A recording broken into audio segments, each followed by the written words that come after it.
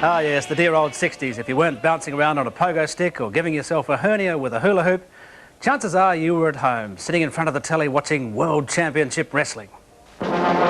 James E. Barnett presents World Championship Wrestling. And he's flying. Again, he turns on him. And oh, what a great wrestler. It's war, and I'm declaring it! So again, he's ripping. No peace! Abdullah screaming like a pig, squealing like a pig, as if the dogs had hold of his ears. He's screaming and yelling as a pig would. From 1964 to 1978, Saturday and Sunday at 12 noon was set aside for televised ringside mayhem. Wallaby Bob trying to pull off Abdullah Butcher. Big Bad John is holding the legs. He drives Bill into the turnbuckle. Every weekend, great big blokes in swimming costumes would tear each other apart in the middle of our living rooms, and we loved it. Wrestlers like Mario Milano and Abdullah the Butcher became household names, and kids all over the country subdued their mates with sleeper holds, atomic drops, and the dreaded abdominal stretch.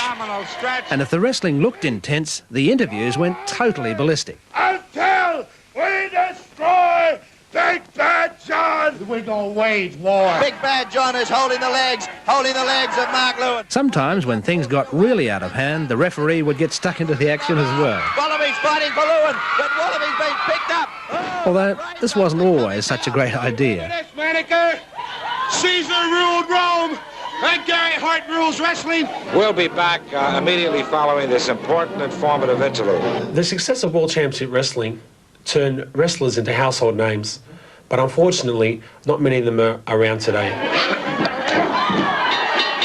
My father was the late, great Sheik, Waddy, Ayub.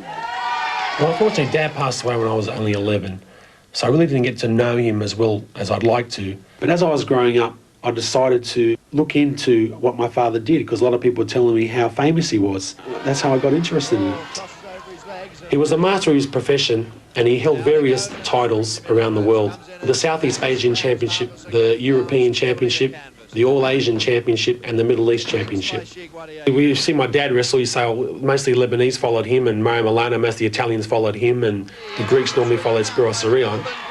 And there's his victory hand. Wrestling was the first multicultural sport.